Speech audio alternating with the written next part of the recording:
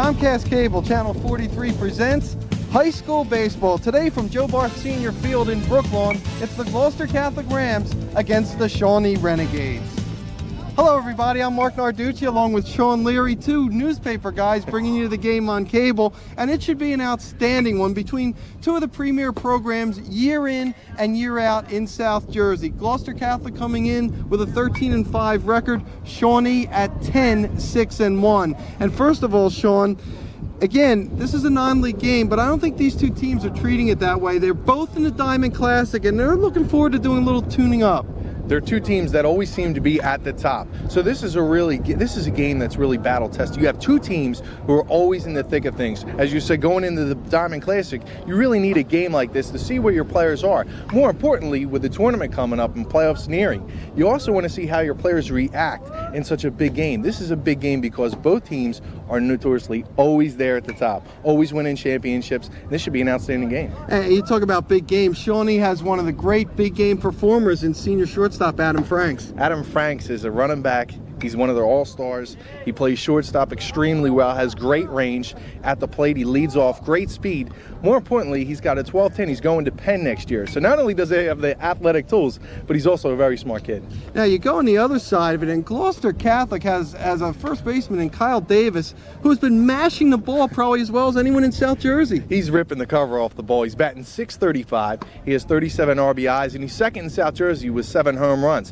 One thing that he does extremely well, and for all young kids, check him out, he has great hand speed. With that hand speed, he's really carrying the ball and ripping it over the fences. And Shawn, even though this is a non-league game with the diamond coming up and everything, you get the impression that both of these teams are really looking to hit their gear because both have had a few bumps in the road this year, both looking to get that consistency. Both get the consistency like you're saying. One of the things, if you look at both teams, Shawnee going up against Gloucester Catholic, a team that everyone gets up to play. On the other side, Gloucester Catholic plays the Tri-County Conference schedule. Now they're going out of league and they're playing an Olympic Conference team. So this is a big test for both sides. And it'll be Sean Doolittle, the sophomore for Shawnee, Nico Telekos for Gloucester Catholic. Should be an outstanding matchup between two teams trying to hit their stride right before the Diamond this weekend. And we'll be back with the starting lineups right after this timeout.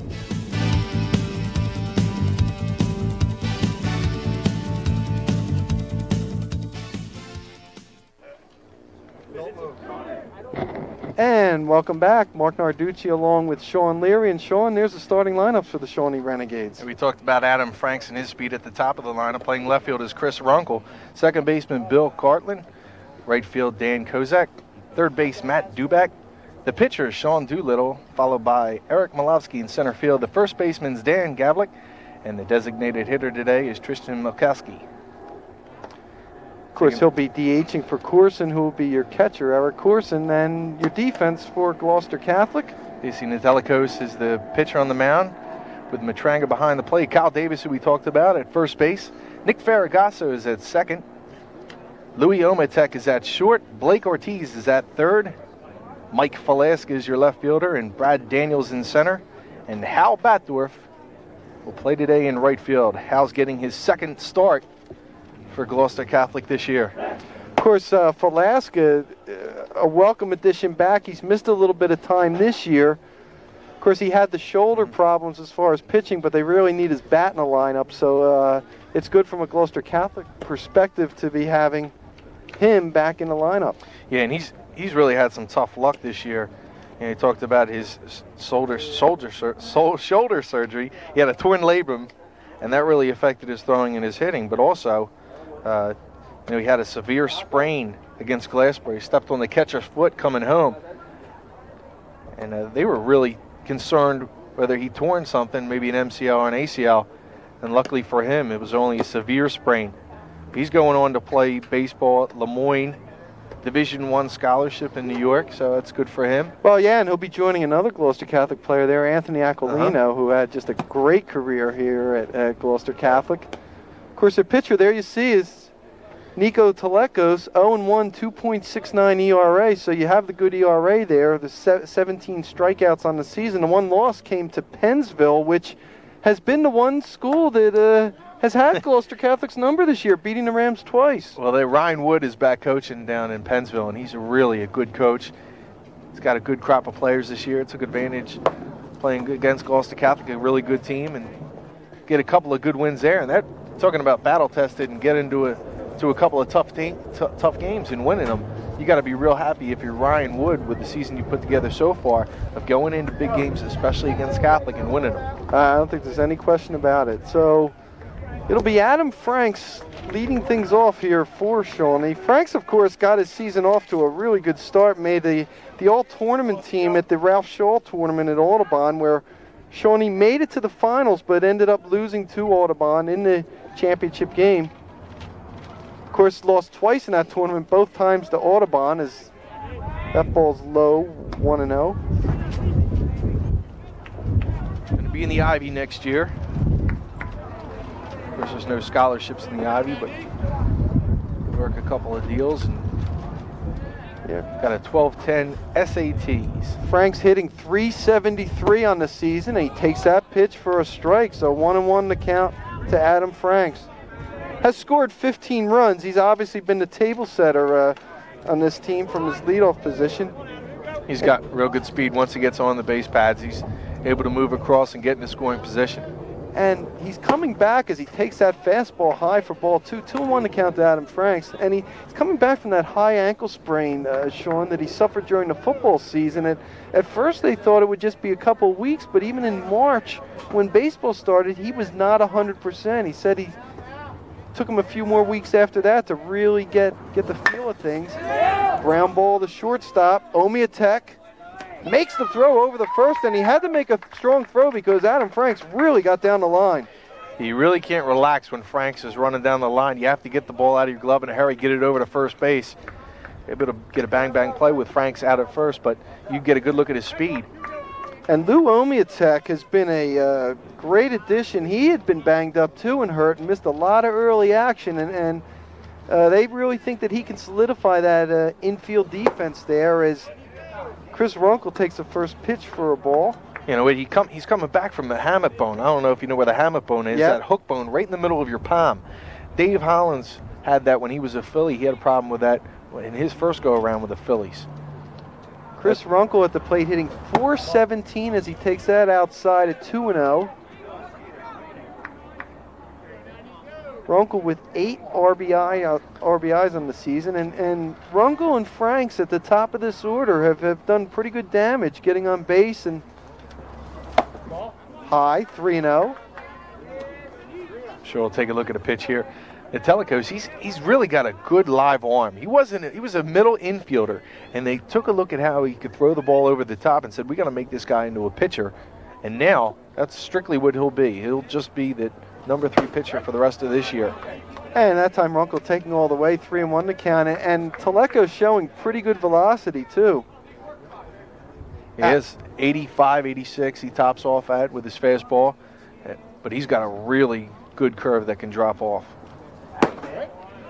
And he takes that pitch for a strike, so the count's now full to Chris Runkle with 1 out here in the first inning.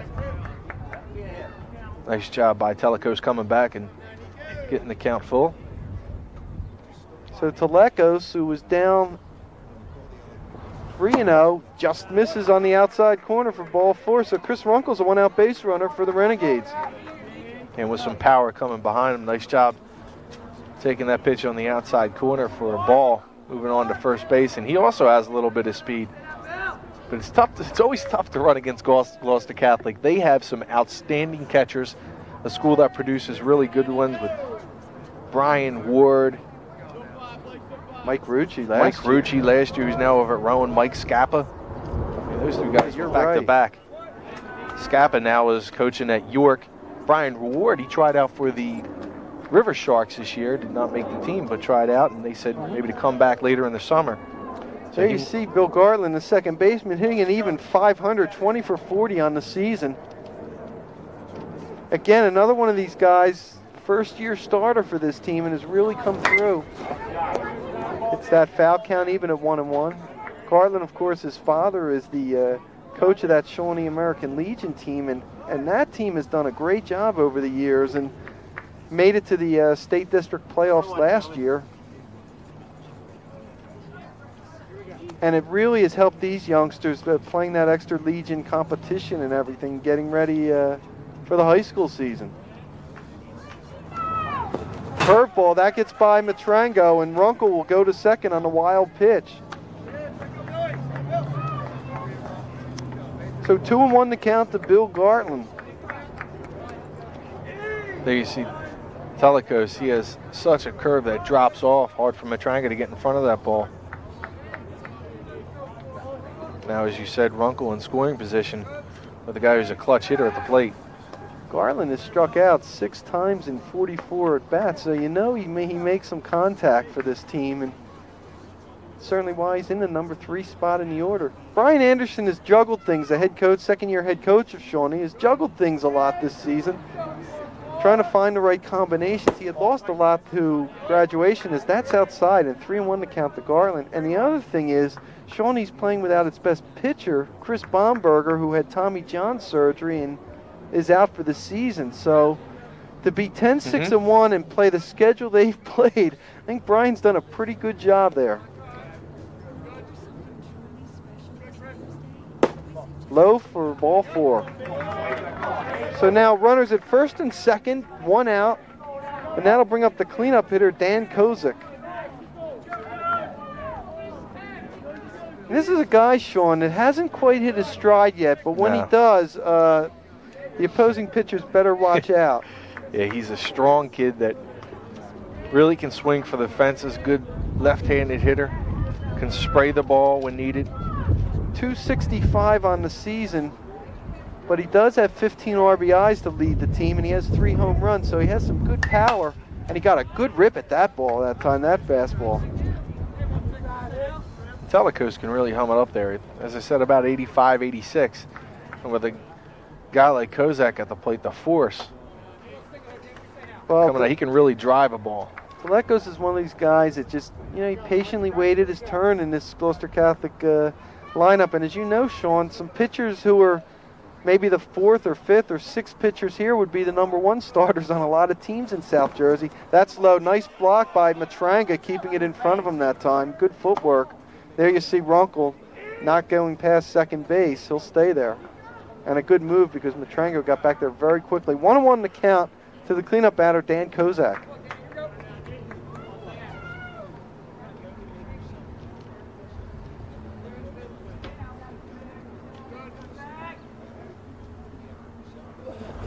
Inside, ball 2, 2-1, and Telecos is getting behind just about every batter, and against a team like Shawnee, that is going to be a tough thing to overcome.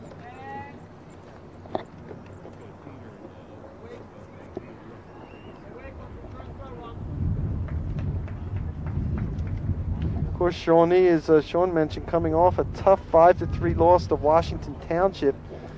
Gavlik getting the loss, and that one, I don't want to say they're mathematically eliminated, but it's going to be tough. I think it's going to be tough for any Olympic American team to catch Washington Township right now. Yeah, they're playing really good ball, the Minutemen, but like you had said, the Washington Township was a tough loss. Before that, they were 5-0-1, so they were going on a little bit of a hot streak, and that's the way you want to get in stride. Towards the end of the season, we start winning some big games. Wow, just fouled that time, and that shows you the line drive power that Kozak has. 2-2 the count.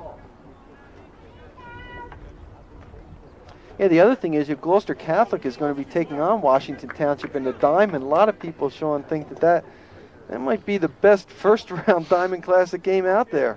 A lot of good ones there. Took something off for strike 3 that time.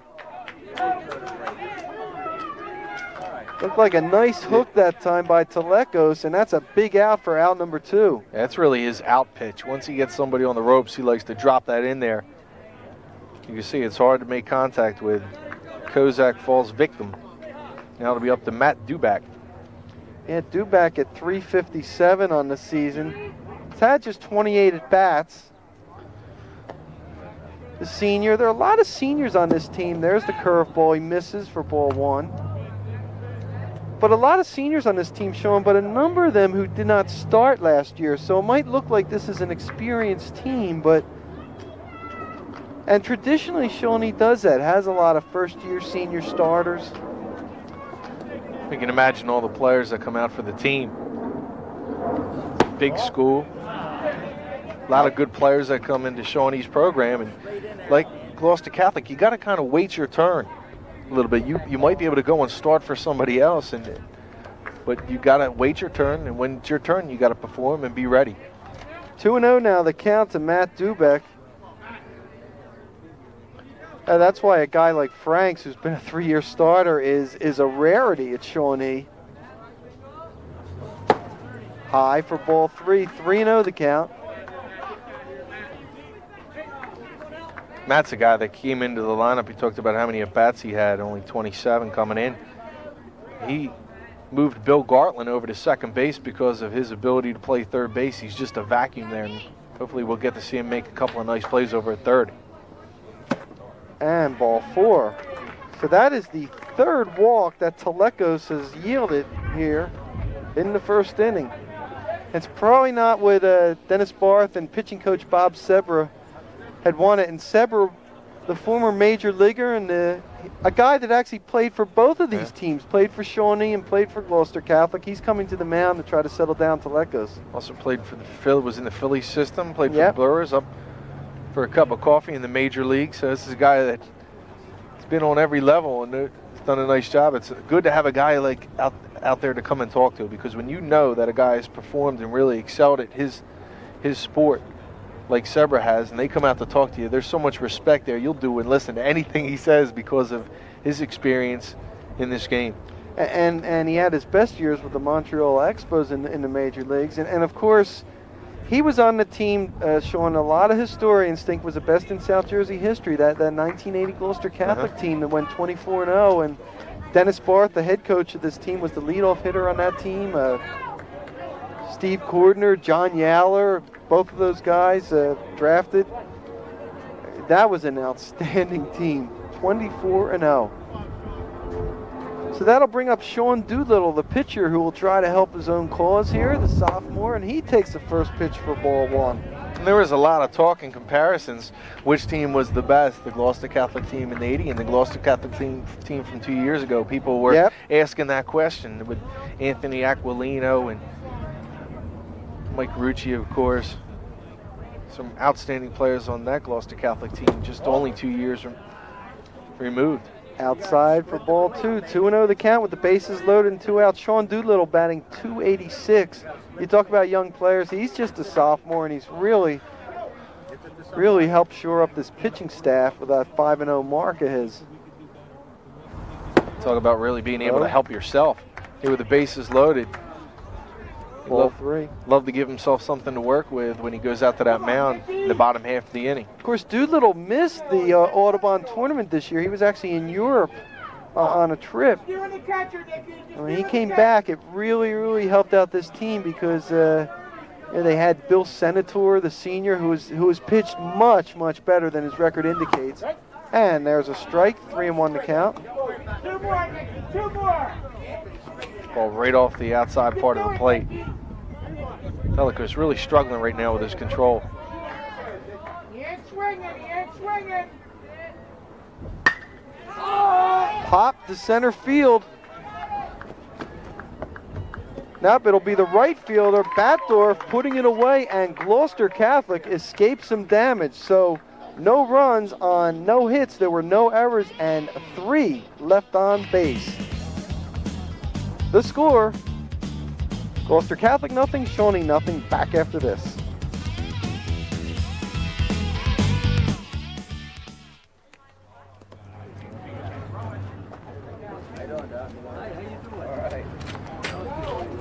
And welcome back, and Shawn, there's the Gloucester Catholic lineup. And leading off in center field, we have Brad Daniels, Nick Ferragasso to follow at second base. The catcher, Anthony Matranga, with Mike Velasca, the cleanup batter in left field. At first base, Kyle Davis. Designated hitter today is Jamison Cloud. At third base, Blake Ortiz. In right field, Hal Batdorf. And following up the order at shortstop, Louis Omiatek. We'll take a look at that Shawnee defense today with Doolittle on the mound. Looks about Corson behind the plate. Gavlik at first base with Bill Gartland at second. Adam Franks, the shortstop. Matt Dubeck at third. Chris Runkle in left. Eric Malowski in center field. And Dan Kozak in right field to round out that Shawnee defense. Good defense, very strong up the middle with Franks and Garland. We talked about in the top half of the inning, the third baseman, Matt Duback, who's really just an outstanding defensive third baseman. You get a look at Shawn Doolittle. He's a sophomore. Missed the first week of the Ralph Shaw tournament. He was on a class trip over in Europe. He's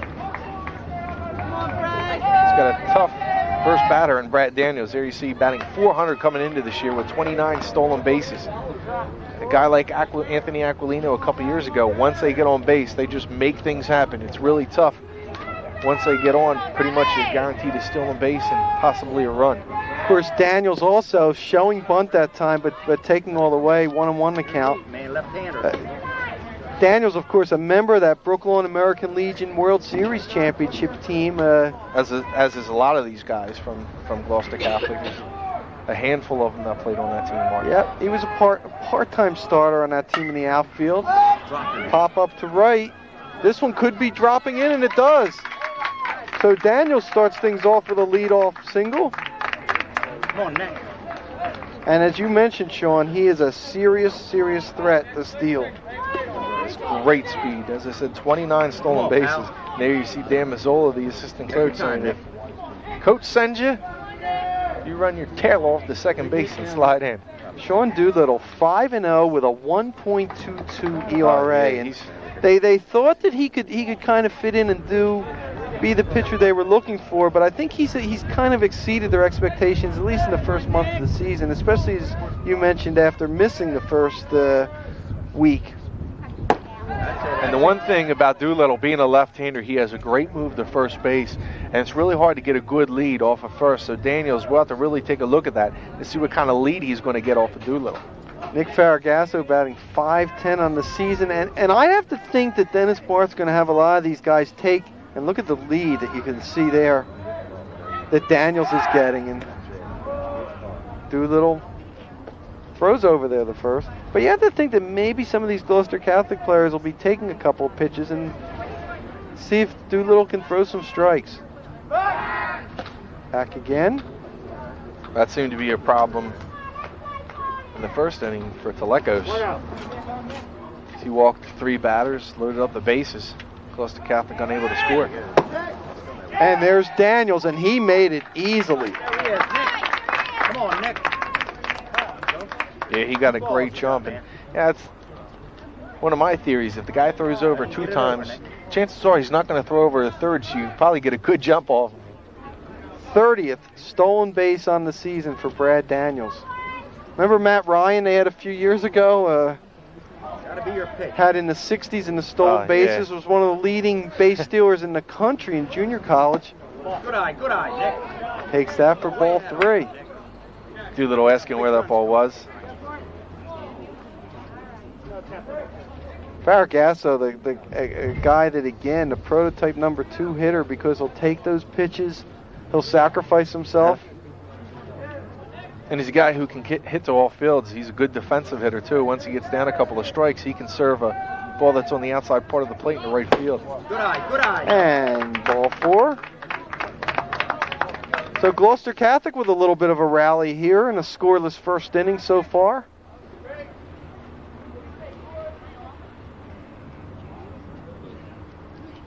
Now it becomes dangerous for Doolittle with Matranga and Falaska coming up with Kyle Davis to follow. Yeah, there's no pitching around here. And Anthony Matranga, again, is another guy that had to wait his turn because he was behind the All-South Jersey catcher Mike Rucci for a couple of years. And now as a senior, he's really come into his own. There you see his numbers. By the way, Shawnee, he has 5 triples. You don't see that for a catcher that much. Go. Bunting, and it's a beautiful bunt. Doolittle's going to have trouble getting him, and he won't get him. Anthony Matranga with a tremendous bunt down the third base line, and the bases are loaded. You know what? I think maybe Doolittle picked that up prematurely. It looked like it might have been tailing and spinning off. You got to give that a chance to go foul because you're not going to get Matranga, as you talked about his speed, even though he's a catcher. You got to know he has good wheels getting down to first base with the 5 triples he's already put together this year.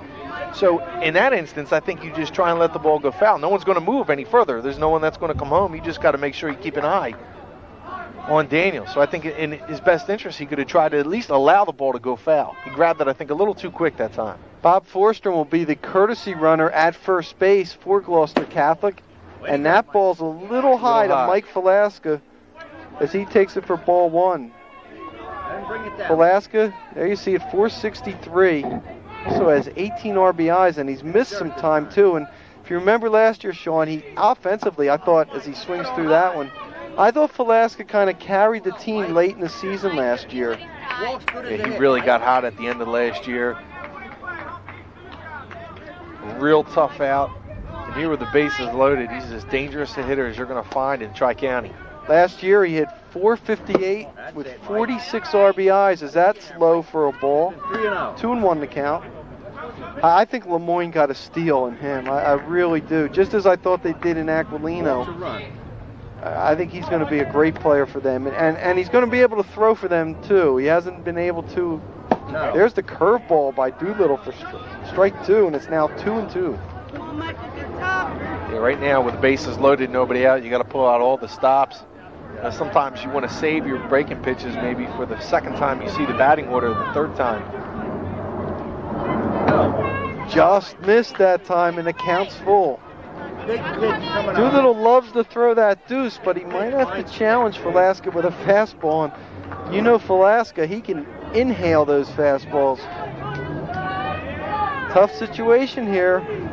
And he hits him. He hits him with a full count, so Gloucester Catholic will score its first run. Give Velasca RBI number 19 of the season, and Daniel scores the first, and it's 1-0. As Brian Anderson will come out and try to settle down his sophomore pitcher. There's a nice crowd on hand here in Doolittle. He's a sophomore, and this is probably one of his bigger games of the year. As I said, when you come and face Gloucester Catholic, I don't care if you're a Division IV school or Group 4 school, there's got to be some butterflies floating around in your belly. Plus, you have the local cable here, so you got some cameras on you. You got to have a little bit of nerves, and that's probably what's running through that young man right now. Nice job by Anderson right now to settle him down. With Davis at the plate and his power, you don't want to get behind now, 5-0 early in the first inning, still with nobody out, and that would really ruin the confidence of this guy. You know, remember, he's 5-0, so he hasn't really been tested too much either. So I don't know how many situations he's been in this with bases loaded early in the game. And the other thing, Shawn, is he has not been pitching against the top teams until recently. And he beat Steiner, which is obviously one of the premier teams year in and year out in the state. He beat a very good Lenape team that has a deceptive record. So Coach Anderson's been bringing him along, and he's getting him up against these better teams. And obviously he's facing one here today in Gloucester Catholic. Here's Kyle Davis, who Shawn talked about in the opening of the show. 635. That is not a misprint. That is his batting average. He's ahead of that curveball that time. As I said, bring out all the stops now. You got to make sure that you try to get out of this inning without too much damage. I think Davis's defining moment was last year when he hit that grand slam against Steiner when Gloucester Catholic beat them up at Mercer County Park. Misses with the breaking pitch that time. It's 1-1. And I think after that, Davis really came on. And in the summer, he was getting some good at-bats, and he did really well for the American Legion team for the World Champions as well. Davis is a guy that's probably come on more than anybody over the last year as far as improvement. With all the big names gone from last year, he was really an unheralded player last year. You know, when you had guys like Rucci and Mazzola on the mound. Yep. You had some big names last year that left this program. He had a great regional tournament for Brooklawn. He hit 368 when Brooklawn went 5-0 in the regionals and qualified for the World Series. That's high, 3-1 to count. He's really struggling right now. He's even struggling with the breaking pitch. And now you got to kind of give in, and hopefully your defense can help you out. You're going to have to throw him a fastball, and hopefully he doesn't crush it. Well, the problem is it's tough to challenge Davis. He doesn't miss many fastballs, and that's low for ball 4. Now Gloucester Catholic will score its second run on a bases-loaded walk. RBI number 38 on the season for Kyle Davis. Faragasso coming in to score. And Shawnee still in trouble. Overcast day today, 76.8 degrees. Marc, you're amazing with you. You bring your thermometer with you. all right. You got your ball and strike count in your hand. You always get me pumped up for the game. I feel like I have, what I got, as I said last year, I got some tape, a pen, and a couple pieces of paper. You bring a thermometer. Got to be ready. Jamison Cloud at the plate. He takes that curveball for a ball. 1-1 to count, and Cloud, as with the rest of these players, has been hitting the ball well. 357. Jamison is the starting quarterback for Gloucester Catholic, who really they expected some big things from at the beginning of the year. Unfortunately for Gloucester Catholic in football, is they lost a lot from the year before, and Jamison Cloud was under a lot of pressure throughout the whole fall season. I mean, he would go back. He's a big kid, as you can see, a strong arm. They were talking about some Division I schools taking a look at him, but he didn't have the type of year that I think he wanted, nor Ram fans, and I think it was just what he had around him. Obviously in football, there's 10 other guys on the field with you. If they're not doing their jobs, it's hard for you to succeed, and he really had one of the seasons he'd probably like to forget. 16 RBIs he has also. Obviously, he can come out of the bullpen, and there's a high fastball that time that Doolittle challenged him with. Probably out of the strike zone and helped him out, but the count's now 2-2. Like you said, he's their closer. They'll bring him in a close game and tell him to shut the door. He's got a fastball that reaches about mid-80s. He's a senior. He has good composure, good under pressure, and also, although his numbers aren't that great, he's been a very good clutch hitter. He's got a couple of game-winning hits for him. That one's out of play. Count stays at 2-2. So 2 runs in for Shawnee. Still nobody out. Bases loaded here in the first inning. Or 2 runs in for Gloucester Catholic. The Rams leading the Renegades 2-0 here. At a field that has seen a lot of great baseball. Joe Barth Senior Field in Brooklawn. And that's drilled into center field for a base hit. Could be more as the ball gets through now that time. Malowski, 1 run scores, 2 runs scores, 3 runs are in. And Cloud going to third base, but it will not be a triple. Call it, I guess, Shawn, a single and maybe a 2-base error there. That's exactly what you'd have to call it, a single and a 2-base error. Ball was driven into left center field.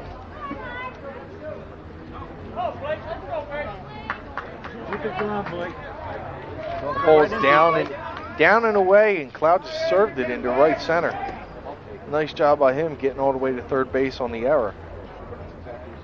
That was Eric Mikulski out there. He has great range, but he didn't seem to get over quick enough to really get down on the ball.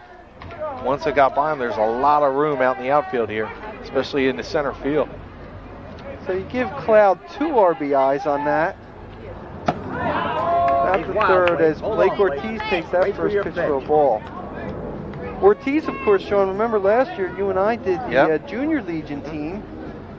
Ortiz played for that team, and of course that team captured the state title as he takes that pitch for a strike. 1-1 the count. So 5 runs in here in the first inning for Gloucester Catholic. And that game, Blake Ortiz went up against a really good crafty left-hander from West Deptford. West Deptford was able to come out with the win in that game. Name's escaping me, but he was a good little left-handed pitcher for West Deptford.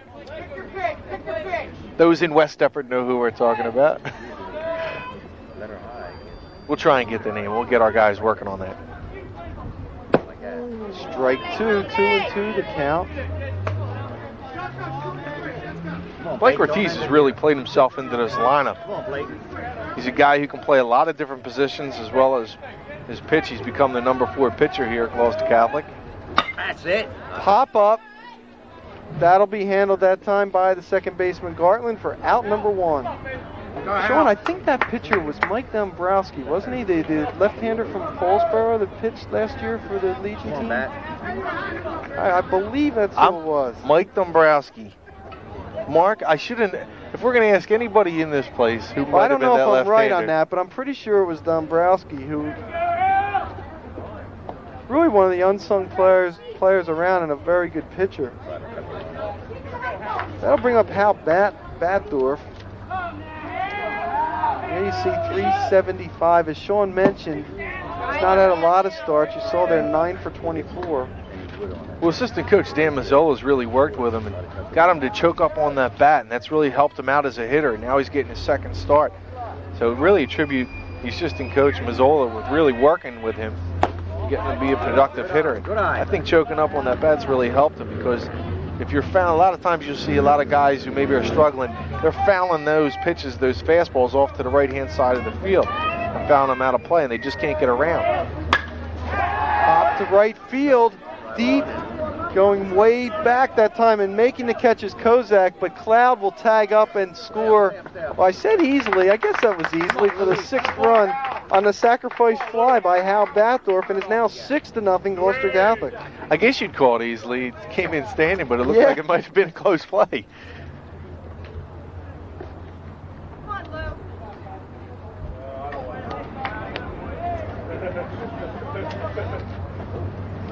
That's a 10th RBI on the season for Bathdorf, and for a guy that has seen limited action, that's pretty good production. As Lou Amiatak now, the number 9 hitter, takes that first pitch for a strike, a nice curveball. That also says something for the bottom of the order and what they've been able to do to get in the scoring position and allow Bathdorf those RBI opportunities. We talked about Amiatak just coming back from that injury. Good eye. He got a little play last year. Once in a while he'd come in and pinch run. Got some experience, and that's helped him out this year, stepping into the lineup. And as you said, with the hammock bone injury that he suffered, it's really hampered him this year, not allowing him to really get on track. Of course, you talk about, as he swings and misses for strike 2, you talk about the catcher position at Gloucester Catholic. How about the shortstop position? Last year with Joe Lamb, who's a starter now at University of Albany, and before that there was Matt DeMarco. Remember Matt? They called him Red Hat. He's still with the Florida Marlins organization, as Omiatek fouled that ball off. There have been a number of great shortstops here. DeMarco was a good one. I like to watch him play. He just really played the position so fluently. He had great range, a good arm, gobbled everything up, and also can hit the cover off the ball as well. Really was a big stick in that lineup. Playing in high single A for the Marlins. That's it. Ground ball to Frank. No, that's cut off that time. And a tremendous play by third baseman Dubeck as he cut off Franks for the play and the third out. But considerable damage here in the first inning. 6 Gloucester Catholic runs. As you see, 3 hits and there was 1 error. Through 1, there's your score. The Rams 6, Shawnee nothing. Tell them down now, Anthony.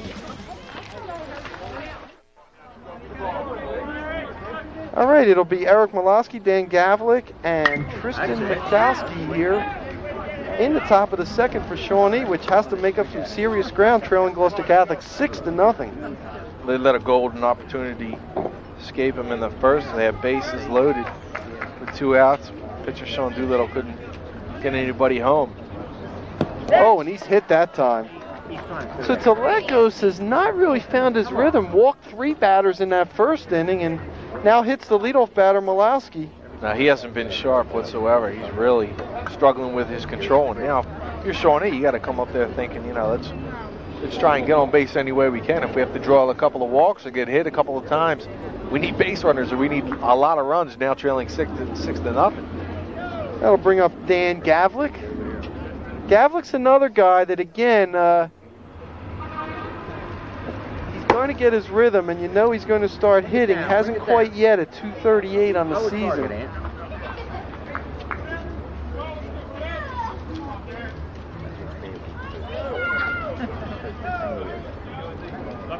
One of the captains of the team, as you said, he's been struggling at the plate, but they're expecting him to come around and get hotter as the weather and the temperature rises. Right now we're at 75.7, Mark. Gavlik with 8 RBIs as the count's now 1-1. He's another one that had a big Legion season last year. Hit over 400. Takes that pitch on the inside corner for strike 2, and Telecos. Keep that target there, ain't? First time really we've seen him come inside like that on the batters.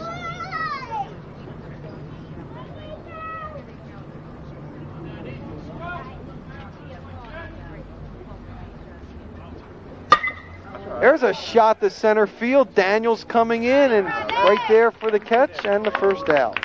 That's it. Daniels looked like it handcuffed him momentarily, Shawn. It looked like, and those are the toughest balls to get sometimes when they're coming right at you in the outfield. Yeah, he didn't really judge it right off the bat, but luckily for him, he didn't have to move too far. The ball came right to him. But you're right, he looked like he maybe misjudged the ball right off the bat. He was able to recover though. Now, with the one out, Justin Mikulski will look to try and turn the batting order over and try and get himself on base. Mikulski hitting .350 as he takes that first pitch for a strike. He's had just 20 at-bats on the season. And Telekos has continued to throw very, very hard here. Take a shot at that first base. It's interesting because Dennis Barth has it set up for the diamond this weekend to throw his 2 aces. Grounder up the middle, base hit for the number 9 batter. So Shawnee with now runners at first and second and 1 out, and once again threatening. Especially with the top of your order coming up, that's a big at bat for Mikulski to get on base. Down 6-0, you really have to try and work a couple of runs in early. You don't want to give Telekos some confidence and really get them start rolling, because like any good pitcher, once they start rolling and you got a big lead, you get comfortable, that's when teams really can get into some trouble. And Ortiz playing back at third base. Adam Franks here can drop one down, so they have to be aware of that. And there's a curveball and a nice block by Matranga. Matranga showing very good feet back there, quick feet. Well, he learned from some of the best, Mike Rucci. I saw Mike here today. Yeah, he's in attendance along with Brian Saccani, his teammate at Rowan, and both starred at Gloucester Catholic and at Brooklawn. Telekos fakes going to second base. They were honored a couple times this year for Rookie of the Week in the NJAC Conference. If Saccani, I thought, was one of the most underrated players. He quietly had 130 career hits here at Gloucester Catholic. There's a pop-up. Daniels moving in on it, has a beat, and puts it away for out number 2. That could have brought down the rain. That ball was hit. So you used to say with Mike Schmidt, a mile-high pop-up into center field. One of my all-time favorites, Richie Ashburn, used to talk about those mile-high pop-ups. Keep going, Nate. Blow one by him. So that'll bring up Runkle, who, as you see, walked the first time, batting .417. A lot of left-handed sticks in this lineup for Shawnee. High, ball 1. The thing about Shawnee is right now, Telekos doesn't have his rhythm. If he gets it, it could be trouble. So you want to get a pitcher right now when maybe he's not at the top of his game. They left 3 on base in the first inning, have 2 runners on here in inning number 2, trailing 6-0 to Gloucester Catholic.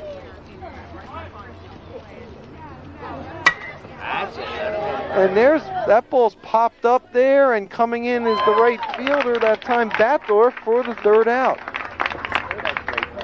So no runs, 1 hit, no errors, and 2 left on base. We're in the middle of the 2nd inning. It's Gloucester Catholic 6 and Shawnee nothing.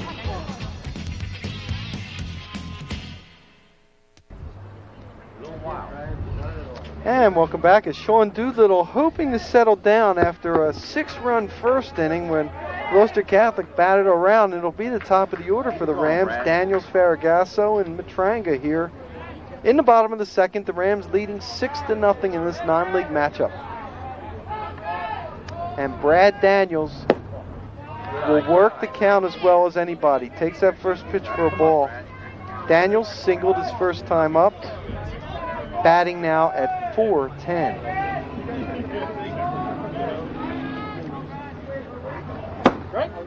There's a strike, 1-1. I'm convinced Daniels did not want to take the bat off his shoulder till he saw a strike. He will work a pitcher as well as anybody does in South Jersey. Well, he realizes once he gets on the bases, he really can fluster a pitcher like he did in the first inning. When he gets on, the pitcher's constantly thinking, all right, this guy's going to try and steal on me. And he does get the steal and then follows with a walk. And by that time you got first and second. You know the Gloucester Catholic big boys are coming right behind him, and you're flustered. All right. Ball 2. 2-2 to count to Brad Daniels. Well, I don't know about you, Mark, but I'm getting Mike Missinelli in my left ear. Somehow, some way, I'm getting WIP in my left ear. Now, I don't know if they can in turn hear us. I don't know if we're coming over across the WIP. I doubt it. I tend to doubt it. Curveball, and that's a nice job by Daniels, just staying alive that time. That was a wicked curveball by Doolittle. I remember Mike Missinelli when he worked with us at the Inquirer covering high schools many years ago. And now he's in my left ear. Take a look at the crowd. Curveball again. Franks on the one bounce. He'll have to get it over there quickly, and safe is Daniels. He just beat the throw. You can't sit back and wait for the ball to come to you. You have to charge and try to take it on a hop when Daniels is running. Otherwise, he's on first base, so it doesn't matter how cleanly you field the ball. He has just great speed, and you have to be aware of that in the infield. You have to come and try and charge that. I know the play normally is to sit back, wait for it, and with Frank's arm, you gun it over to first base. But there he doesn't have time or the luxury to wait. Just a matter of taking too much time. Daniels, of course, stole his 30th base in the first inning, and you're right, Shawn. Not only does he steal and everything, he's just so upsetting to a pitcher. You see Doolittle going over there. Yeah, it takes away the concentration. It's a throws real off your rhythm. nemesis on these base paths. Attaboy, Nick. As Faragasso takes the first pitch for a ball, he walked his first time up. Nick, the senior second baseman, batting a robust .510. Also, that increased his team lead in walks. He has 11 now. Big lead at first base by Daniels. And Doolittle has not shown Daniels his A move yet. And until he does, Daniels is going to take that big lead. Look at that. Wow. He's got a decent move over to first base. He hasn't seen his best move yet. And he had him going back that time, which you saw, as that's low for a ball. But see, that's the other effect it has. It's 2-0 now, the count to Faragasso. Doolittle maybe not concentrating as much on the batter because of what Daniels is doing over there at first base. And that's why I really attribute to Faragasso walking so much. I mean, you look at it, this is now the third time that he's thrown over to first base, but he's concentrating totally on Daniels and really not fully concentrating on what he should be, and that's the batter. That is a huge lead. Look at it over there. He's going, and he picked him off. Over the second, and he's safe in there as Franks could not get the tag in there. And even on a pickoff, Daniels is able to steal. There's not much more you can say about that. It's just amazing the speed that he has and what he can do on the base pads. Now you got to come back and try and now you just had a guy picked off. You don't get him. He's at second base. You're down by 6. And you're down 2-0 to Faragasso. Now you got to reconcentrate on Faragasso and not walking him, putting runners at first and second. Good eye. Low for a ball, ball 3.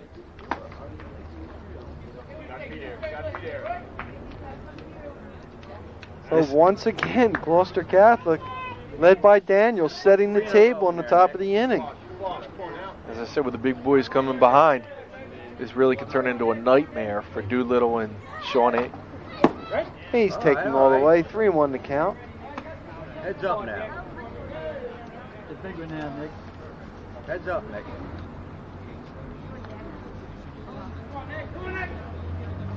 Daniels, by the way, had 26 stolen bases last season, so he's already surpassed that total. Pop up on the bunt that time. Now you got to swing. Interesting. Count's now full. Heads up now, Nick. 3-2.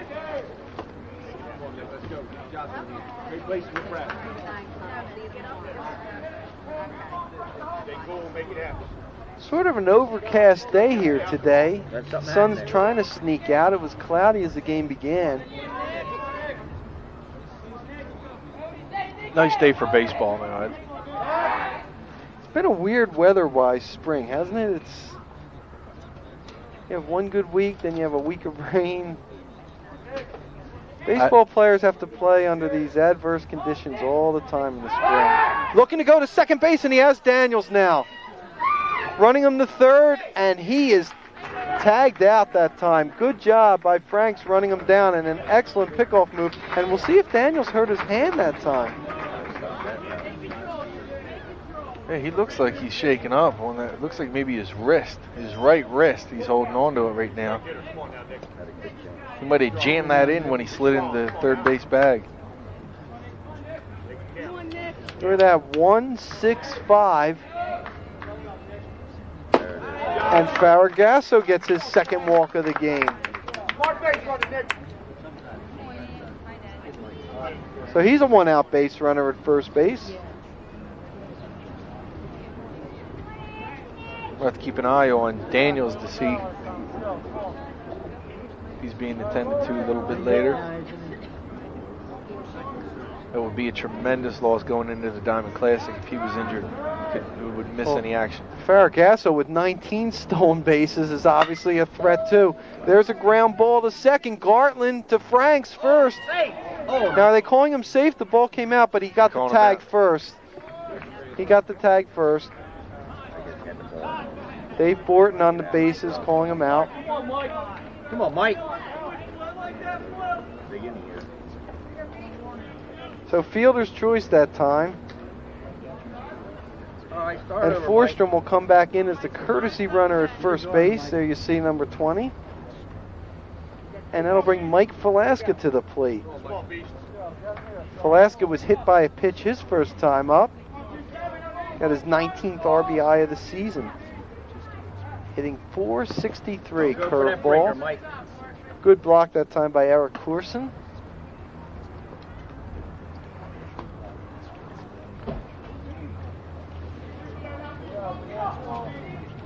Velasquez, of course, had that big game last year against St. Mary's in the Parochial B State Championship game, the home run.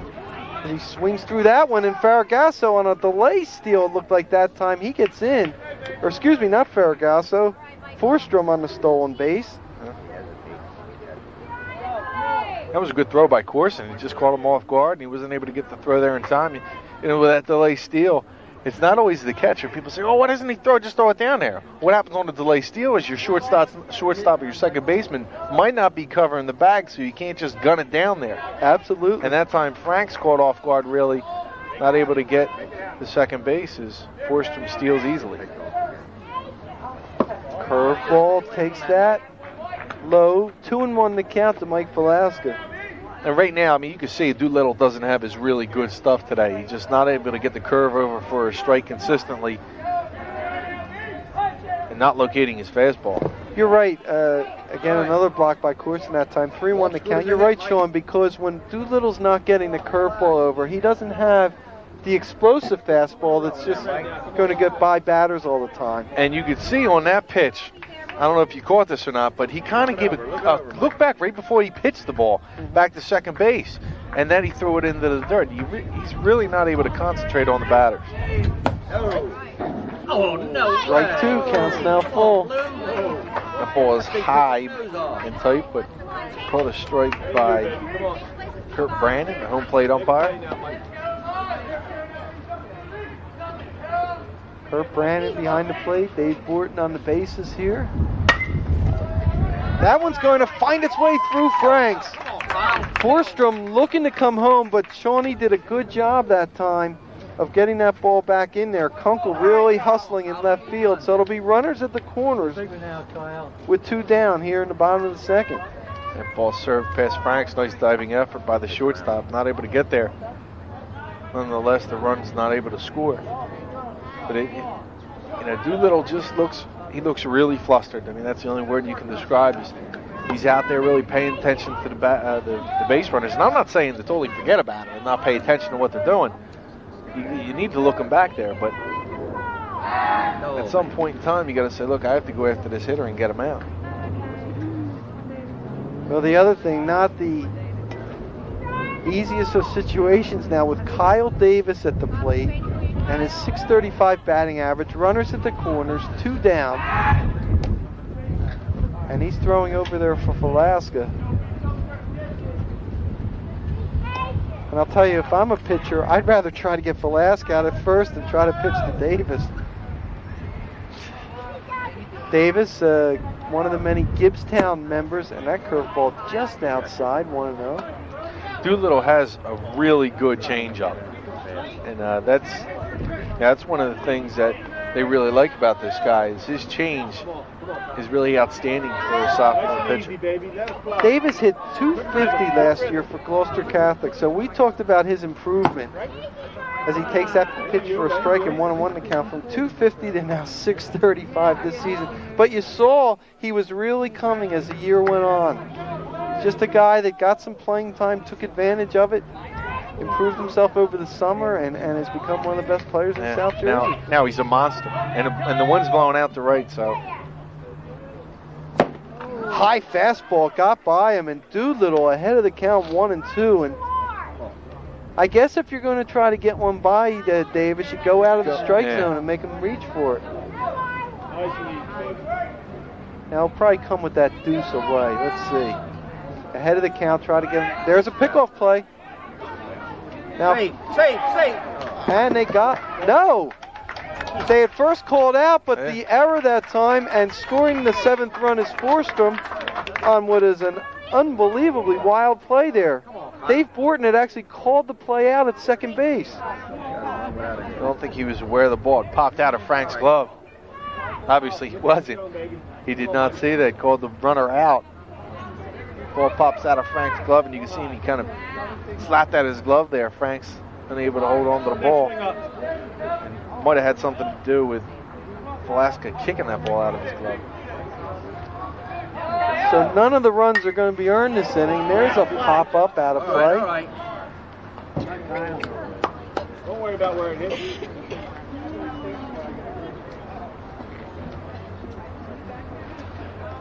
Errors are what hurt Shawnee early in the season, Shawn. They were not playing well defensively. Got it together, but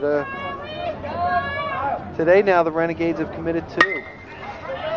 Fly to center field. Moloski doesn't have to move a whole lot there, and he makes the catch for the 3rd out. But 1 run in the inning on 2 hits. There was 1 error and a runner left on base. We're through 2, and it's Gloucester Catholic 7 and Shawnee nothing. And welcome back here. Top of the 3rd inning is Shawnee down 7-0 to Gloucester Catholic. It'll be Gartland, Kozik, and Dubik. Gartland took the first pitch for ball 1. Swings and misses right through that fastball, and Telekos has really shown good velocity, and he's maintained it to this point. Gartland, he walked his first time up, so that keeps his .500 batting average intact. Swings at a high fastball that time, and you're not going to do a whole lot with that rising fastball like that out of the strike zone. Nah, at this level, no way. I mean, sometimes in the pros, you hear a guy, don't keep the ball up because he'll crush it on you. Well, here you don't have the hand speed that you do in the pros, and the guys just can't turn in time, and that high fastball really works effectively. Oh, and he gets him with the curveball that time for strike 3. Like you were saying, Mark, he really hasn't found his rhythm, Telekos. I mean, if he starts getting into a groove, it could be lights out for Shawnee. They're already losing 7-0, and they had a couple of chances. They left the bases loaded in the 1st inning, left a couple of runners on in the 2nd, and that might have been their best opportunity until Telekos really gets into a groove and starts pitching the way he's capable of. 2nd strikeout of the afternoon for Telekos is now Kozak at the plate, and he was the first strikeout victim his first time up. 13 innings pitched this year coming in. Telekos with 5 walks and 17 strikeouts That's a in 13 strike. innings That's pitched. it. Good call up. Strike 1. Kozak batting .260. How about the schedule that Shawnee has had to play? They lose to Washington Township. They're playing Gloucester Catholic here today. They're playing Cherokee tomorrow. They have RV in the diamond as he swings and misses through that fastball for strike 2. And then they have a team that's really improving, Shawn. I saw them yesterday, the Eastern Vikings, and a team that could possibly make some noise in the upcoming Group 4 tournament. So this is a really, really tough stretch for Shawnee. Very few easy games. It's one of the toughest schedules in South Jersey. Like we said in the opening, it really is a barometer of where your pitchers are and where your team is playing and how good they possibly could be. Come playoff time is when you get into a stretch like this, you're going to see a lot of good teams, and it really shows a coach, what he really has when you're put into this situation. There it is. And gets him for a called strike 3. So second straight strikeout, third of the game for Telecos. This is what we talked about. If he can start grooving.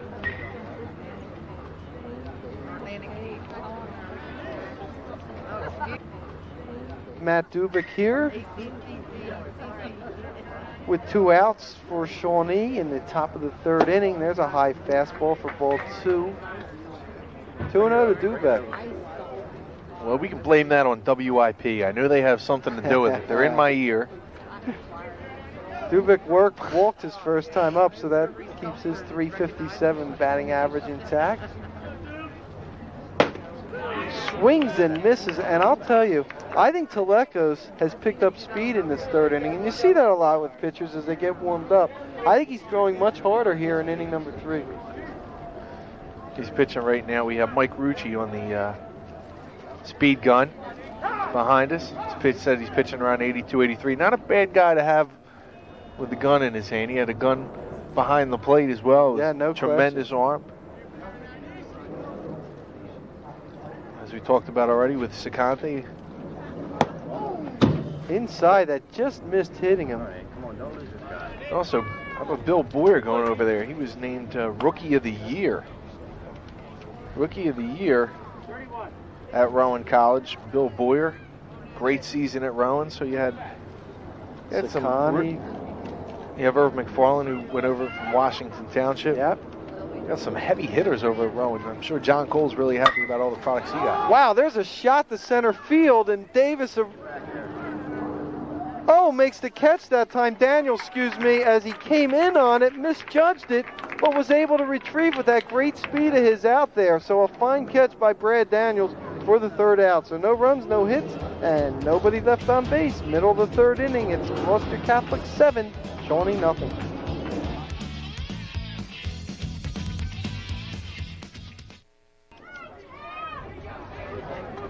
And bottom of the 3rd inning, Jamison Cloud took a strike to lead things off here for Gloucester Catholic, trying to pad that 7-0 lead against Shawnee. Curveball, and he gets all that in the deep left field. Extra bases for Jamison Cloud. As he'll get the second base with the leadoff double. There, he was robbed of the double the last time. We gave him a single and a 2-base error, but he comes back and says, all right, Channel 43 guys, we're going to left field with this one. You're not going to be able to take the double away from me here. And he wanted to run.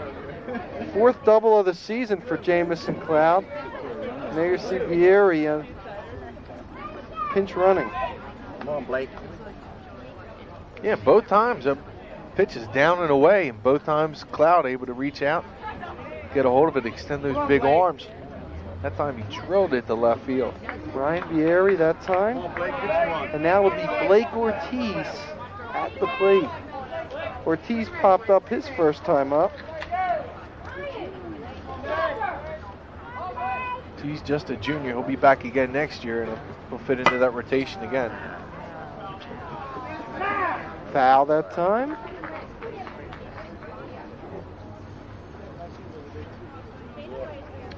Ortiz now hitting an even .333. Gloucester Catholic will Choke up a little, Blake. be playing Pittman. This game is on a Wednesday. Playing Pittman, I believe, tomorrow, which is a Thursday. And Blake Ortiz is scheduled to pitch in that game against the Panthers. That's a huge game. That's a huge game because Pittman has 2 losses in the Trico Classic. Gloucester Catholic has 2 losses, and Pennsville has 2 losses. So something has to give.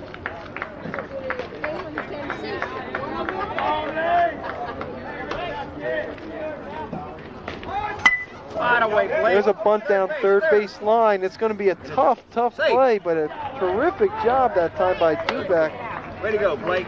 But Ortiz gets the sacrifice as Leary goes to third. Way to move, Blake. I really like this do-back at third base.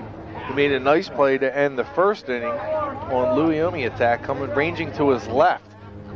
Cut it off before it got to Franks at short. Fired over to first to get the third and final out. And here he does a nice job of picking up the bunt, getting Ortiz, who has decent speed, down to first. Hal Batdorf took the first pitch for ball one. Batdorf sacrifice fly with his 10th RBI in the first inning. He's batting .375. He's dropping the shoulder. Doesn't get around on that fastball. Count even at 1-1. Keep that shoulder up. And another thing, I mentioned your thermometer. I also mentioned your pitch count, but also you have updated averages, Mark. There's not too many people that are dedicated like that at this level, and you are absolutely should be commended for that. Updated averages here. You get everything here on Channel 43.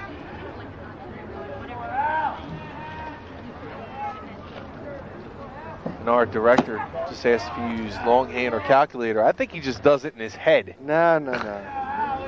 Little 395 calculator. 2-2 the count to Batdorf. 1 out, runner at third base. Gloucester Catholic threatening again. Curveball, and it hit him. That's it. Okay, Louis. Right now, Shawnee Babe. coaching staff is saying he didn't try to get out of the way on that one. Well, They might have somewhat of a gripe. Absolutely. He didn't really move too much. Batdorf took one for the team, let's say. There's some other curveballs. and I don't know if he really intended to get hit on that pitch is what I think it kind of fooled him because it looked like he was going to swing, and I thought maybe it hit the bat. So I think it fooled him, and maybe that's why Brandon didn't call at that time is he's seen that the kid really was thinking about swinging at that one. Shawn, are we in squeeze territory here? Omiatek was looking down to Dennis Barth at third base a long time. Well, Mark, I'll tell you, this is the guy that you might see that with. Omiatek is a great bunter. And I think they're going to talk about it here. Keep right on it, Lou.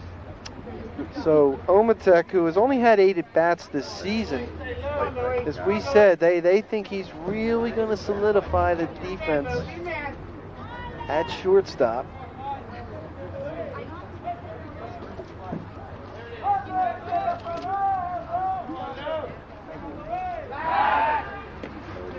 Doolittle likes to go to first base when there are runners at the corners a lot here.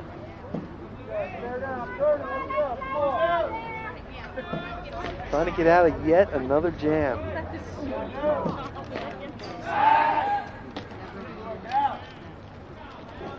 He is really playing soft toss over to first base. We have not seen a really good move from him yet today. Well, maybe there's one reason for that. Maybe that's what he still needs to be working on. There's a strike. I really like Doolittle, though. I think Doolittle's going to be a big winner on the high school level. He already is at 5-0. 5-0. But, I mean, I think he's got a nice career ahead of him. Yeah, remember, he's just a sophomore. He's worked himself into trouble here today, but he'll learn from these big game mistakes. There's a curveball, and that's been the problem today, Shawn, about getting the curveball over as it counts 1-1. He can do that consistently. He can be a lights-out pitcher. And one thing that Dennis Barth and the coaching staff here at Gloucester Catholic does is they really work with their hitters on hitting the curve. They know that once a pitcher can get that curve over, there's a lot of teams and a lot of young players that struggle with that pitch. They do a nice job of keeping their hands back. That's out of play, and Doolittle ahead in the count, 1-2, and we haven't said that too often today. No, we haven't. The big one now, Louis. A lot of left-handers, if they can throw the ball even at about 80 miles an hour, but can change speeds and locate, can win a lot of games at this level.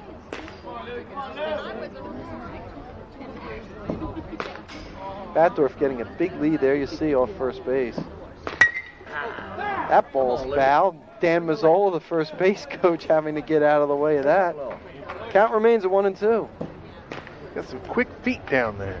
Of course, Dan Mazzola's son, Jeff, was the leading pitcher on this Gloucester Catholic team last year, Shawn. 9-0, 13-0 in his career at Gloucester Catholic, and his first win in college for Albany was a no-hitter. How about that? Yeah. First one in 37 years at the school. That's pretty good. Yeah, that's not a bad outing to start off. And he, like we were talking about earlier, joining Joe Lamb up there at Albany. Well, Albany only in its third season as a Division I baseball school. There's a pop-up, but right there making the easy play is Gavlik for the second out. Come on, Brad, get this run in. So Doolittle might be able to see his way through this inning, but that'll mean having to get the dangerous Brad Daniels out, and that will not be easy. More the merrier, Brad. Daniels already 2 for 2, 2 stolen bases. There you see it, the run scored, and his average is now up to 421. And he's registered for 1 headache for Doolittle. As soon as he gets on the base pads, he's been a real thorn in the side of the pitcher Doolittle and flustered him in both innings. Low for a ball 1. And he's gotten behind Daniels all 3 times. As we said, Daniels will work a pitcher. Daniels, we were talking about Albany. He might be joining his 2 former teammates at Albany. Albany's one of the schools that he's looking at, along with Rowan. He's a football player, and his sister runs track. Her sister's Bridget. She runs track for DeSales College in Allentown. By the way, speaking of DeSales College, one of their leading players is a kid that played in South Jersey last year. I know you know him, Shawn, is Dan Fratanturo from Washington Township. That kid has just been tearing the cover off the ball, and I just found this out. He has another year left in American Legion ball, so he's going to come back and he'll be playing on this field. There's a pop-up on the bunt, and Duback couldn't get to it. 1-2 the count to Brad Daniels. South Jersey has really turned into a hotbed for good baseball players. There's a lot of good baseball players that are playing at some big schools. Dan Meyer's really done a nice job. Yes, he has. Former Kingsway player is now, and I believe it, James Madison. Sure. He's done. There's a lot of talk that Dan Meyer, left-handed pitcher, could get drafted this year, and of course James Madison hasn't done too badly recruiting. They got who a lot of people think's the best player in South Jersey, in Nate Schill, who's committed there from Audubon High School. And Nate, of course, played here in the summer for Brooklawn, had a great year, was on the all-tournament team. Runner going, and he will make it standing up as Batdorf. So it was running on a curveball that handcuffed Corson a little bit, but it wouldn't have mattered. Batdorf got such a big lead. I mean, there's been so many kids from Gloucester Catholic that are going on to play college ball. The kid from Clearview last year, Barber. Went to where? San Diego State. Right? Yeah. I believe his name was Big one here, Brad. Dan.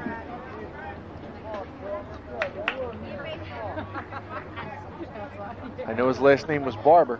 Remember Gloucester Catholic's 33-1 team of 2 years ago that was ranked number 1 by 4 different publications. They had 8 players go, actually 9 go Division I. There's a shot to third base, but Dubeck, who's really impressed Shawn at the hot corner, makes the play for out number 3. So no runs on 1 hit, no errors, and 2 left on base in the middle of the 3rd inning. It's Gloucester Catholic 7 and Shawnee nothing. Make that the end of the 3rd, going to the 4th.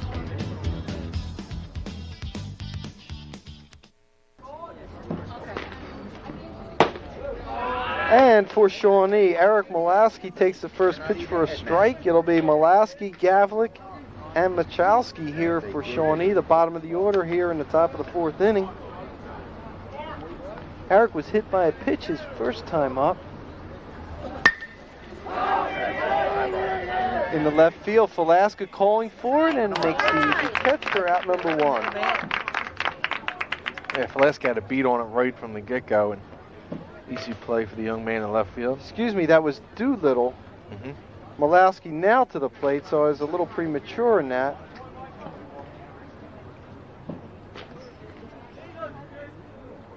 So Shawn Doolittle 0 for 2 at the plate today.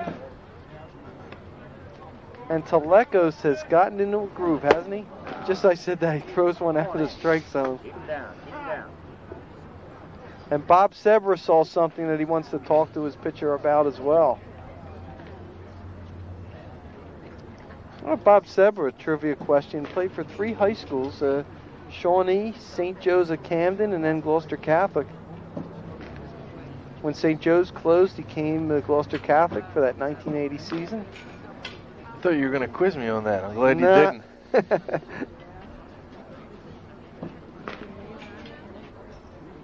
Working with a very young staff here.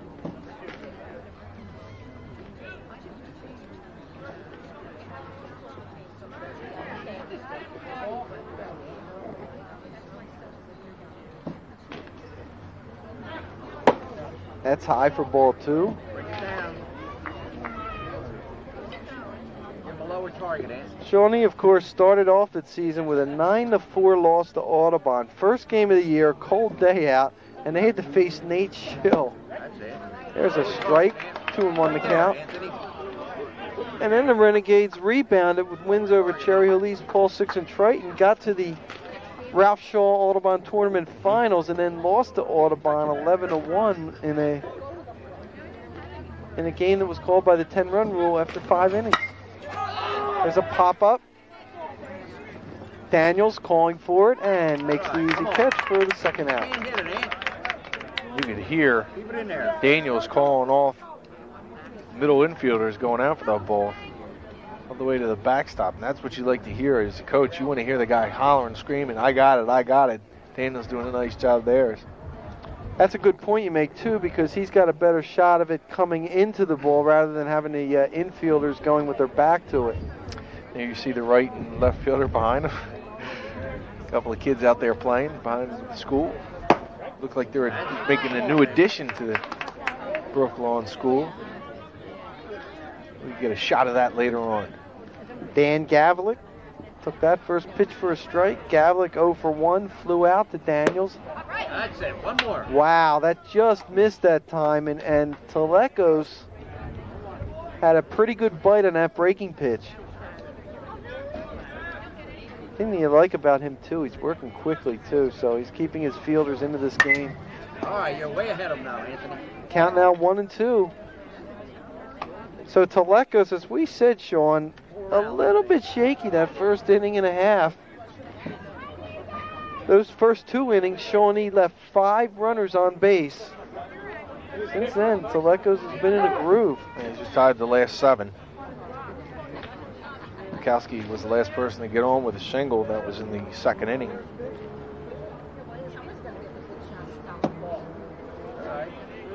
Low, 2-2. He has 3 strikeouts in the game, too, against the cleanup hitter, Dan Kozak. Here's another thing that's a little scary. He's only this team's number 3 pitcher. And you have DeMarco and Franceschi. There's one through the middle for a base hit. So Gavlik gets his first hit of the day. 2 outs. 2 outs. And he's a 2-out base runner at first base.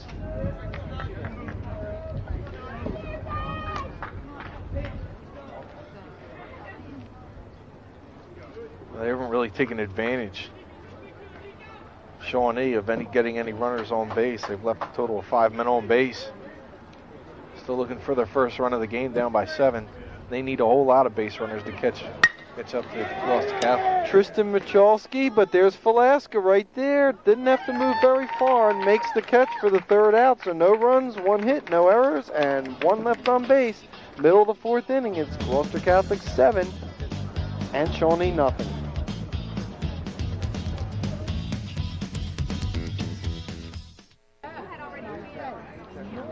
And welcome back as you get a look at the new pitcher for Shawnee, Andy Bella, on the mound. The right-hander, 1-1 on the season. He's only pitched 12 2/3 innings, 8.8 ERA. And those ERAs can be high when you've only pitched a few innings. But so Sean Doolittle, after 3 innings, allowed 7 runs, 6 hits. 5 of those runs were earned. As Nick Faragasso leads things off Way to get on, Nick. for Gloucester Catholic. Come on, Nick. Come on, Nick. Faragasso's walked both times, giving him now, increasing his team lead to 12 on the season. That's foul, count even at 1-1.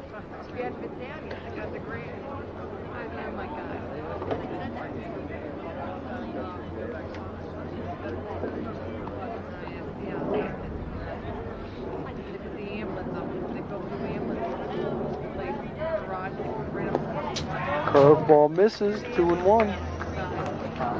So again, this was not the best effort that we'll see from Shawn Doolittle, but it'll be a learning experience. And as I said before, I think Shawn Doolittle's going to win a lot of high school games before it's all said and done. Anyway, after today's game, he can find himself with his first loss if Shawnee's not able to come back and at least tie this game, get 7 runs. Yep, and I think he learned. Franks has to back up at short. That's a tough play. Has to make the long throw, and Faragasso with that speed beats it out for an infield base hit. Again, not really charging the ball. And right now, that's what Tim Welsh, the assistant coach, is telling him. Why are you backing up on the ball? Telling him you'll never get it if you do that, which is the truth with these speedy runners of Gloucester Catholic. Backing up on the ball, he's not going to be able to use his arm to throw him out. Tim Welsh, the assistant, who also played football at Gettysburg College with head coach Brian Anderson of Shawnee. These guys have, even though Anderson's been the head coach for 2 years, they've been around for a while at Shawnee, 15 years as an assistant. Graduated in 1983. All right, there he is, As a wild pitch that time, going up to second is Faragasso. As Matranga took that first pitch for a ball, there you see the bunt single and the run. As I was saying, Brian Anderson, he was a graduate of Shawnee in 1983. That's when Shawnee was in the Liberty division. He's a 3-sport star, played little basketball, was really good in football, though. He's a linebacker, all South Jersey football player, was a captain for the baseball team.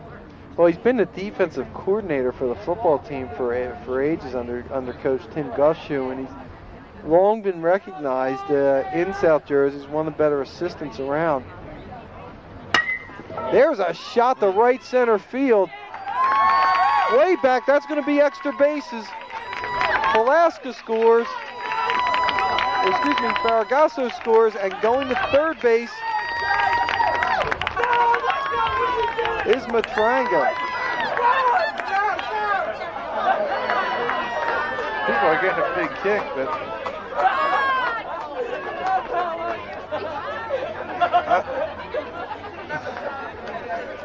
I'm not too sure what the big laugh is about. He didn't come around to score, and I think maybe he didn't realize what was happening or where the ball was. Maybe he thought it was over the fence. Anyway, he's a third with a triple. That'll be his, what, 6th triple of the year? 6th triple of the season. And I'll tell you, Forstrom, who's the courtesy runner, has certainly been getting a workout, as he's been in there 3 times as Matranga had a base hit, a triple, and was on a fielder's choice. So it's now 8-0 as Velasquez takes that first pitch for a strike. But he ripped that into right field, though. That ball carried. Velasquez 1 for 1. Had an RBI when he was hit by a pitch with the bases loaded. His 19th RBI of the season. That's high for ball 1, 1-1. Velasquez now up to 476. Right now, Velasquez, I guess now it's that point of the game where you start mentioning this. Nobody out. Velasquez could become the game-ending run. And we're only in the 4th inning, but Shawnee would be unable to score. Gloucester Catholic goes up by 10 runs. Shawnee won't have a chance to come back after that. It'll be called 10-run mercy rule after 5.5 innings. If the team is up by 10 or more.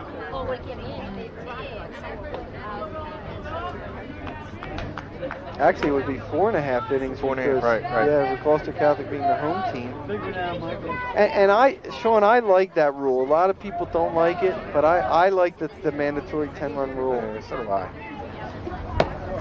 So do I. I mean, there's some games like you know, Gloucester Catholic is heads and shoulders above some of the teams in the Tri-County Conference.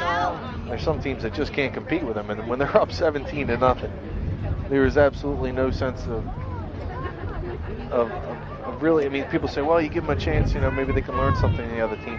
I really don't think the team's going to learn too much in those couple of innings of getting embarrassed, and they're not really going to be gaining any confidence anyway. Right. Chances are if they're down 17-0, they're really not doing anything right to begin with, so it's not a bad rule. As Kyle Davis takes the first pitch for a strike. Davis 0 for 1 with an RBI. His 38th of the season.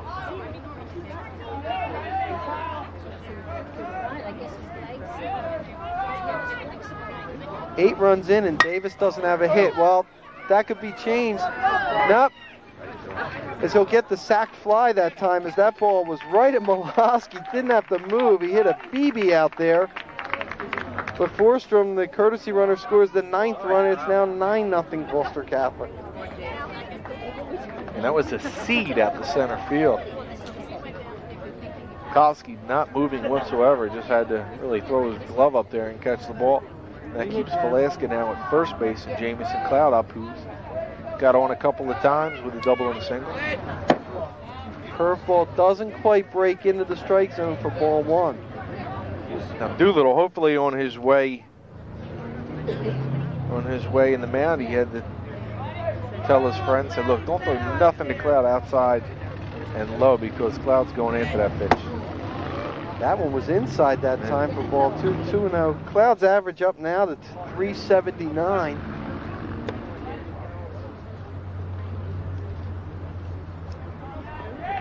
One thing about this Gloucester Catholic team, maybe it doesn't have the quote name players in the past, but this team really hits a ball, as we're seeing today. There's a long drive by Cloud to right center field, way back. Cloud's going for extra bases. Velasquez got a late start, but he's going to score easily. Cloud's going to third. Are they going to wave him home? Cloud's coming home. And a good throw gets him, and he is out. So give Jamison Cloud the triple that time and an RBI. The relay throw that time by Franks. And I guess up 10-0, you can gamble a little bit. Yeah, why not have a little fun? Big guy was chugging around third, and it's going to be hard to stop him anyway. Let him go in.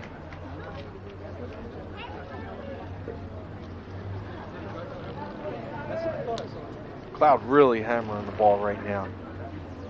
Yeah, Jamison now 3 for 3 on the day with a single, a double, and a triple. We're going to have a pitching change now as they're bringing out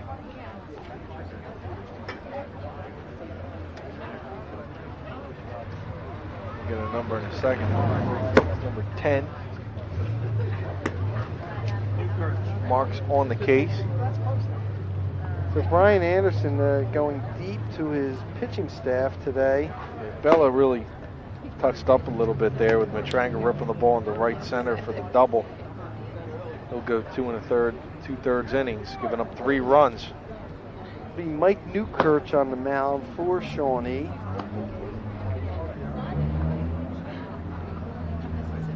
And Newkirch has only pitched 4 innings on the season, no record. So again, Brian Anderson has to save his arms, as we talked about, with a game coming up against Cherokee tomorrow, and then the Diamond against Rancocas Valley, and then Eastern on Monday. Plans to go with Bill Senator, who, as we mentioned, has pitched well this season, in the Diamond.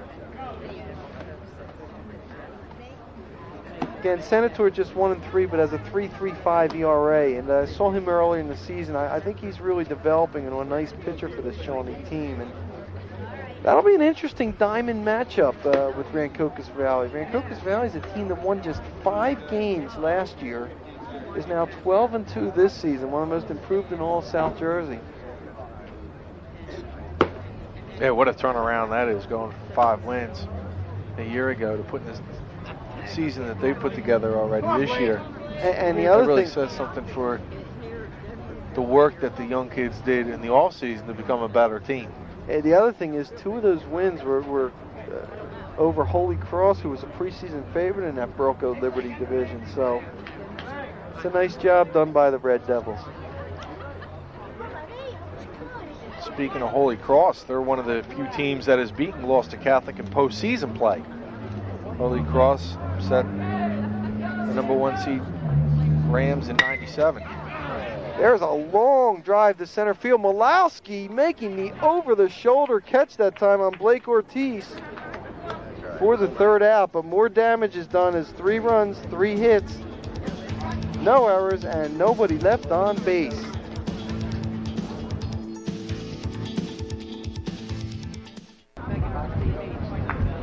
And it'll be the top of the order as Shawnee tries to stave off losing by the 10-run rule. It'll be Adam Franks, Chris Runkle, and Bill Gartland here at the top of the 5th inning. The Renegades trail Gloucester Catholic by a score of 10-0.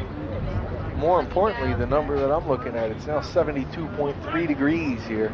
Getting a little lower, isn't it? Little brisk breeze. Franks batting .358. He takes that for a ball. It's now 2-0. Hey, by the way, I meant to mention, Shawn, on May 25th, they're right here in Brooklawn at the American Legion Hall. They're going to be honoring Joe Barth Sr., Oh, yeah? the father of Dennis Barth, for 50 years of coaching. Unbelievable. There's a look at the crowd.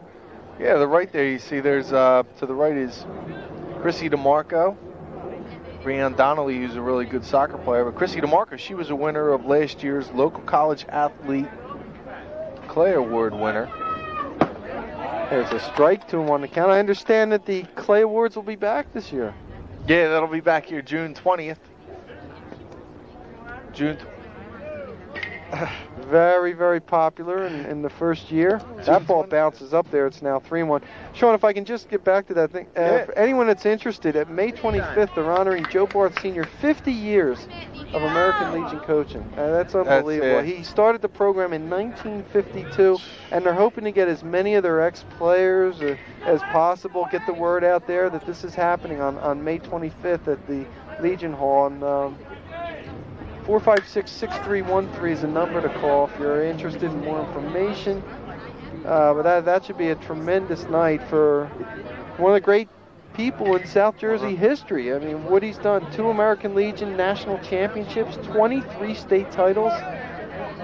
And not only that, Mark, I think he's done a service for baseball in our county. That ball's ripped There's a shot to left field. Yep, that's going to be extra base, especially with the way Franks runs. Pulaski getting in, it'll hold him to a double, but Adam Franks gets a leadoff double for Shawnee. And not only to what he's done here for Brooklawn and Gloucester Catholic baseball, but I think baseball in South Jersey. When you get a team, and I talk about this with Paulsboro and wrestling, when you get a team that is really just unbelievable in a particular sport, then other teams around them seem to become better. Become better because they're facing top-notch, top-caliber competition, and that only makes you better. Absolutely. As Runkle takes that first pitch for a strike. Chris is 0 for 1 with a walk.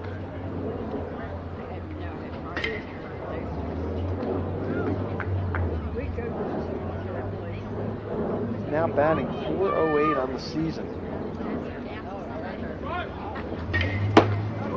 Swings and misses, and quickly Tillett goes ahead 0-2. So anyway, May 25th, and what they're looking for is many former players of Mr. Barth as possible to attend that event, get the word out there. So May 25th, the Brooklawn American Legion Hall. Just pokes that one foul. And I'm being told by the truck that was not Chrissy DeMarco that was in our picture earlier. My eyes must be going on me, Mark, with my old age. Now I have a son, and I think with that, your eyes start going. Shawn, I'm the one that can claim old age, not you. You're still too young for that.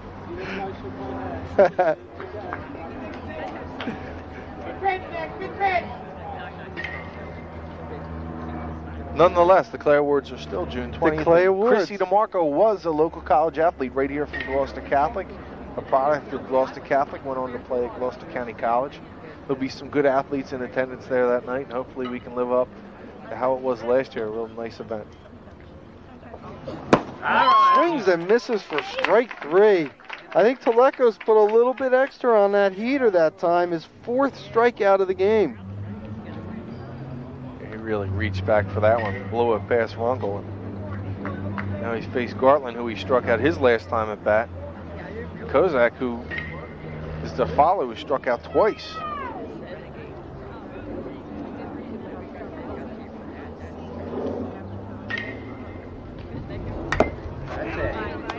And Gartland just gets a little piece of that. Gartland 0 for 1 with a walk.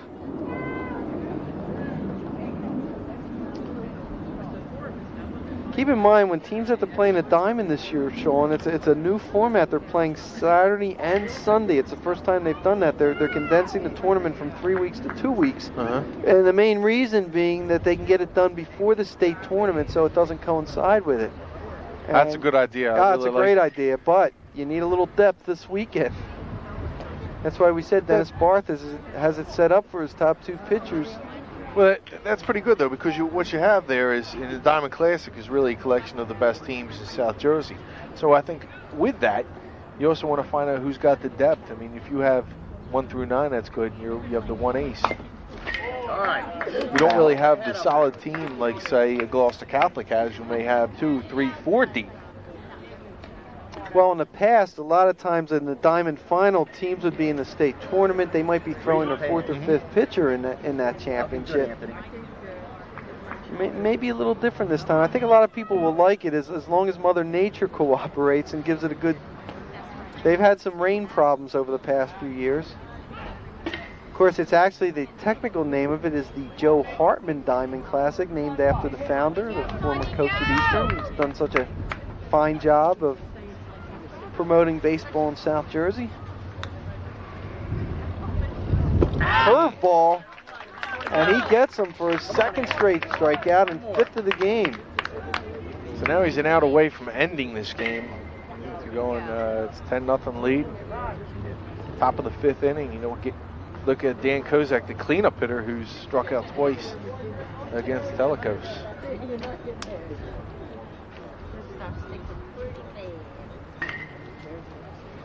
So Nico Telecos has really put on a show here today. As we said, Shawnee may be letting him off the hook with those 5 runners left on base in the first 2 innings, but has really found his stride since then. Frank's a 2-out runner at 2nd base. He led off the inning with a double. Yeah, we talked about it. Once he found his groove and rhythm, and Shawnee could be in some trouble, and that's what he's been able to do. Wow, see that? That's really getting it up. We're getting a report from Mike Rucci that says that's only 80. He's with a speed gun. He should know. Looked a little more than that, didn't it? There's a curveball, but we're right behind him. Right. There's much room behind this backstop. You remember a couple years ago there was a debate whether Shawnee or Gloucester Catholic was #1 in South Jersey. Gloucester Catholic was 1 in the Carrier, Shawnee 1 in the Inquirer. They had played in the Diamond Classic that year, and then Gloucester Catholic, there's been no doubt about it the last 2 years, as he swings and misses at a curveball, and Teleco's ahead 1-2. Where's it by? Where's it by? Gloucester Catholic ended #1 with that 33-1 team, and then last year also #1 after winning the Parochial B State Championship. And he hits Kozak on a 1-2 pitch, and it's the last thing Teleco's wanted to do.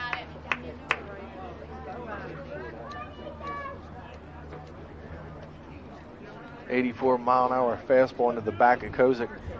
He scampers down to first now, 1st and 2nd. You're right, that's something he didn't want to do with Duback. He's really handled Kozak and really was working him over there with the 1-2 count. Now he has to face Duback, who's walked and flied out. I don't mean to step on your toes, Mark. No problem. And as you mentioned, Shawn, Duback has shown some pretty good leather there at 3rd base. There's a high fastball for ball 1. Yeah, I like him over at 3rd base. He makes the plays. And he'll also come up with a couple of highlight plays at 3rd base. Call him the human vacuum. Of course, Gloucester Catholic started out its season in Las Vegas in a tournament, went 3-2 as Dubeck doesn't get around on that, and the count's 1-1. 3-2 in a Vegas tournament, and they were happy with that, Shawn, because they were playing some teams that had played like 15, 16 games. They were opening their season there. They beat this Flanagan, Florida team to start things off. Franceschi had a nice win that time. Strike 2. They lost to a couple of good teams.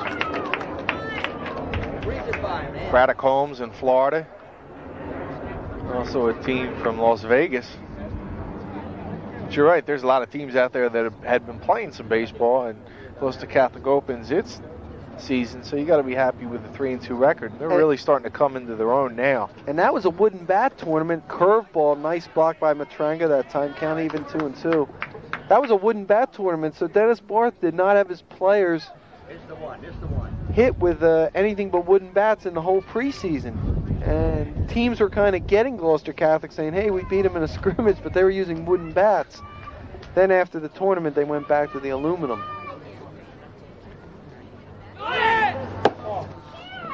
Runners going that time at 2-2, down 10-0 as a double steal. Well, Shawnee's going to make them earn it if they go through the 10-run rule. Count's now full to Dubeck. Franks is at third. Kozik at second. Ball 4 off the glove of Matranga, but not far enough for Franks to advance. And once again, Shawnee has the bases loaded. And up comes Doolittle. He'll re-enter. He can do this on re-entry and bat here.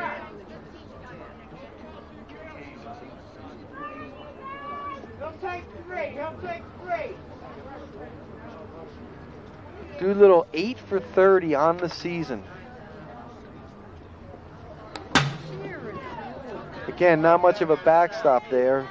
Looks like Ortiz is just trying to close out the game and maybe, or excuse me, not Ortiz. Teleco's trying to close out the game and almost try too hard. And that's remnants of last year when Shawnee lost against Gloucester Catholic as they tried to steal home on a passed ball at Shawnee. The ball returned back to Rucci, and Rucci tagged out the last player at home plate to win that game. Daniels had a big double in that game, and Jeff Mazzola won it for Gloucester Catholic. Low ball 2, and if you're Shawnee now with the bases loaded, you've got to look at this pitch. 2-0. Telecos hasn't been near the strike zone in the past few pitches. You know the Renegades don't want to be 10-run. No, it's an embarrassing thing for a team such as Shawnee, and they definitely don't want to be 10-run. They want to get their extra swings in as well. Ball 3. Now you figure he's looking at a minimum of 1, possibly 2. I'd pull him. You pull him. That's the other thing about the 10-run rule. It saves innings on your pitching staff. Right. That's way outside. So Shawnee will score on the bases loaded walk to Doolittle, and it's now 10-1. Now comes Seber to talk to his pitcher. He's going to be coming out of the game. Told you I'd pull him.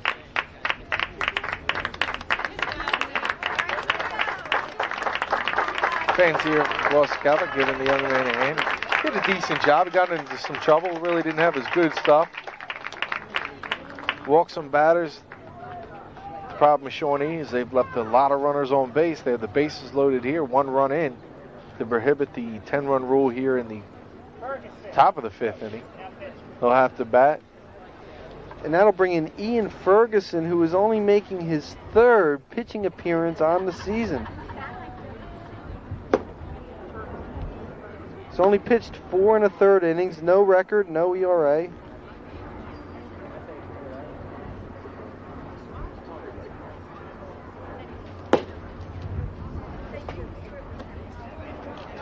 So this is a good situation for Gloucester Catholic to get some of this depth in its pitching staff. One thing about Gloucester Catholic is never over-pitched pitchers. They've always had depth in the pitching staff, and a lot of people have gotten work. It also helps when you go 15 deep. Yeah. some of these guys that are playing around the diamond might be pitchers for some of the other teams in the county. Some really good athletes on this team who can do a lot, and one of them was Telecos. He was a guy who was a middle infielder, getting his first pitching experience this year, and did a pretty nice job today. I'll tell you, you have to give Shawnee a little credit, though. It would have been easy just to say, you know, this wasn't our day, and now they're at least they're making Gloucester Catholic bat in the bottom of the inning. I mean, it still could be a 10-run game, but at least they're not doing it on their at bat. Right? They could have easily just given up and said, all right, let's get out of here and gear up for a game tomorrow, and then go into the Diamond Classic. But got to give them some credit. They don't want to be embarrassed. You look at some of their losses too, Shawn. They've lost 2 games to Washington Township, both times by 2 runs. I don't know what he's smelling over there, but it doesn't look clean. It might be a little pine tar. Let's hope. So it'll be Eric Molaski up to the plate, still with the bases loaded, 2 down. Ball 1. Bring it up a little. Again, this is a little chance for Ferguson to get a little exposure as well, as we said, with just a 4 1/3 innings this season. Low, 2-0. Bring that target up a little,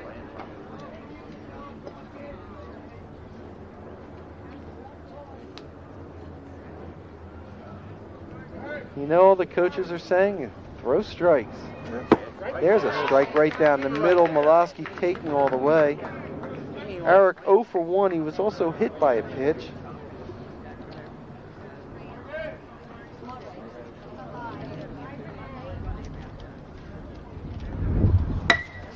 There's a shot to center field. Daniels coming in and makes the catch for the 3rd out. But Shawnee does get 1 run in the inning on 1 hit, the double by Franks. There were no errors and 3 left on base. Middle of the 5th inning, there's your score. Gloucester Catholic 10 and Shawnee 1.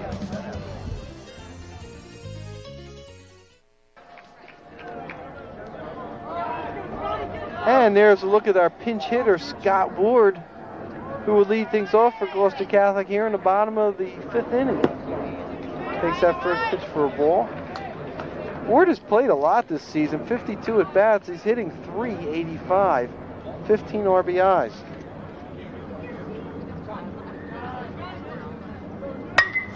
There's a shot to the opposite field that time, way back, and this is going to be extra bases.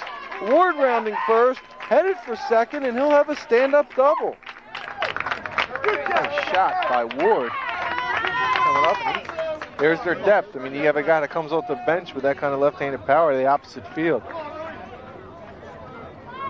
Well, again, they started a lefty, and now with the right-hander in there, Ward in there, and as we said, he's been almost like a regular with the number of at-bats that he's had.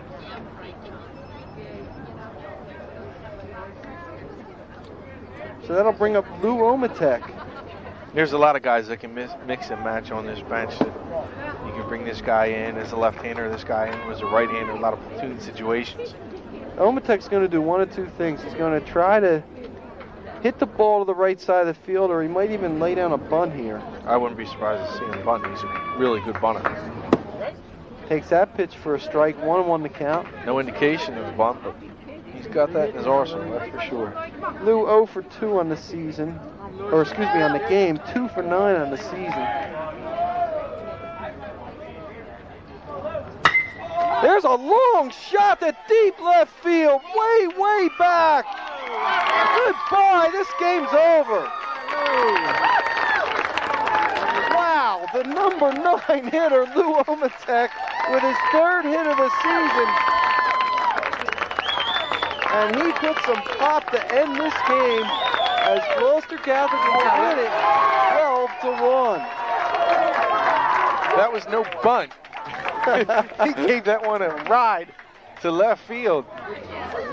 By the way, I Not a said he bad would third try to hit. hit it to right field. I guess I was wrong. Yeah, he moved the runner along and moved him along into the dugout after a win, a drive by Ometek to left field, and that's the winner. Unbelievable. So Lou Ometek with the walk-off home run ends it. There's your final score. The Rams defeating Shawnee 12-1. Back for the post-game recap right after this.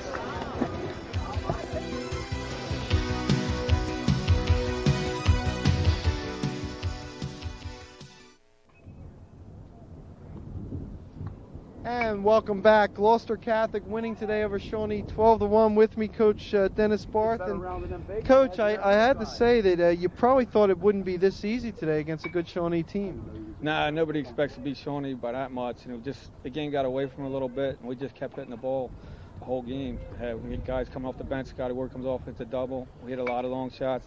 These guys had a great day, Jamison and Anthony, and everybody contributed, and that's the way we wanted. I thought that Telecos, they kind of let him off the hook. They left 5 runners on base the first 2 innings, and he got a little momentum after that.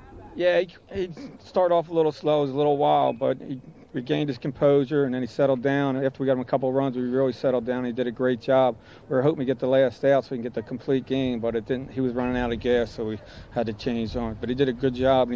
For a kid who's only been pitching for a little bit over a year, he did a really outstanding job. Yeah, no doubt, and it looks like you're going to have that depth on pitching again. If he's your number 3 or whatever you consider him, that's a pretty good sign of what he threw today. Yeah, we've been getting a lot of complete games. It's all year. Jameson hasn't. I even got him out of here. He's our closer. We haven't got to use him that much because the guy's been throwing whole games. Tomorrow or the next day, he's pitching no matter what. But it's hard. You want to try to save him for a close game, but we haven't had a lot of close games or save situations. If we did, he was in the field. So I DH'd him last couple games. I thought if they got a couple more runs, he was coming in, but I was a little worried because he ran around the bases all day.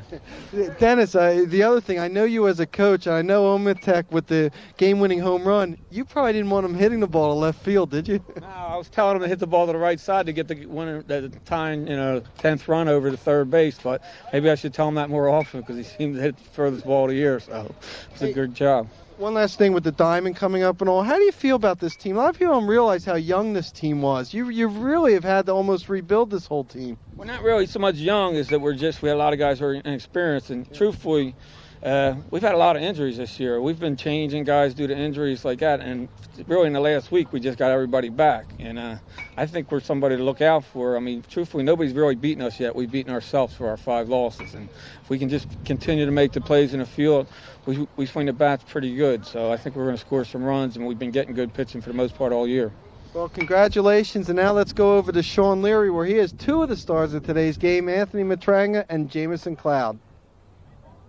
Thank you, Mark. In a 10-run game in 5 innings, you need 2 stars of the game. I'm here with Jamison Cloud and also Anthony Matranga. And Jamison, we'll start with you. You came out here as a designated hitter. I'm sure there's a lot of pressure off you. You don't have to worry about going out into the field. All you got to do is think about hitting. And I wouldn't say you've been struggling lately, but you haven't been able to put together a whole game. This was really it. Yeah, Coach told me to concentrate on my hitting because he was going to try to get me in the game to pitch today. But Nico threw a great game. But I just been working on my hitting all week. I had a pretty good game yesterday. Went 2 for 2, and it just carried over for today. You had a nice day hitting, single, double, and a triple. All you needed was that extra bat maybe to get a home run. But it looked like maybe you had the shot at the home run.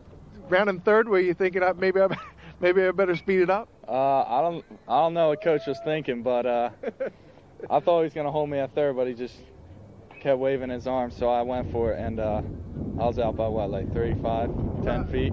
35, 10, maybe 5. It doesn't matter. But regardless, it was an outstanding game for you, and hopefully this continues for you, and good luck for the rest of the season. Thank you. And also Anthony Matranga. And Anthony, you also. It looked like you had the easier home run there. Tell me what happened. Everyone's laughing about it. That always happens. I ran out of gas. My hamstring's been bothering me lately, and it tightened up, I guess. Just couldn't make it. But nonetheless, you did have the single and the triple, another big debut. I think this is your sixth triple of the year. Yeah, I've had a few doubles, more extra base hits than I usually have. So, Gloucester Catholic is known for its catchers. There's been a lot of good ones from behind you. How much did you learn from Mike Rucci, and how's that helped you this year? I learned basically everything from him. I've been sitting behind him for 3 years, been working hard behind him all year, waiting for my year this year. How hard is that? Once you know you have the tools, you possibly could have started as much younger, either freshman or sophomore, for another team in the Tri-County Conference, and you have to wait your turn. How do you handle that emotionally? I just knew sitting behind him would get me better, and hopefully it pays off this year, sitting behind him the whole time. Well, certainly it has. As the number 3 hitter for Gloucester Catholic, you're putting together a fine year. Good luck to you. Thanks a lot. And Marc, another game for Gloucester Catholic, another 10-run rule game. This team seems, like the coach was saying, it seems like this team's really finding itself now. They can hit the ball, and with Pennsville, let's give them credit. They did win those games, but they did win with a lot of errors.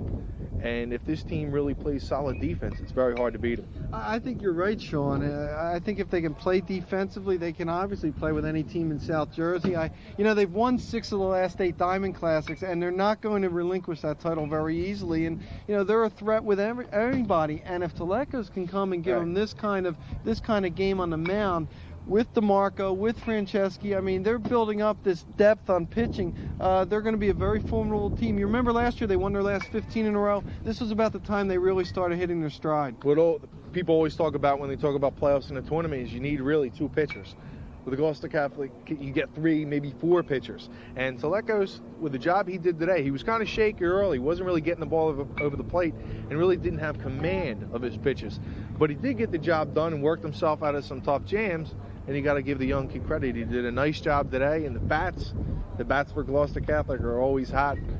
They put together a nice game, and they get the big win here against Shawnee. I think we expected maybe even a closer game. Well, we absolutely did. I still think Shawnee's going to be heard from somewhere. I think they're going to be a tough team in Group 4, and I still think in the Diamond, Rancocas Valley's going to have a tough time with them, I think, in that first round, especially with Senator on the mound. But still, this is a tough setback for them because they expected a pretty good tune-up and a nice game before the Diamond.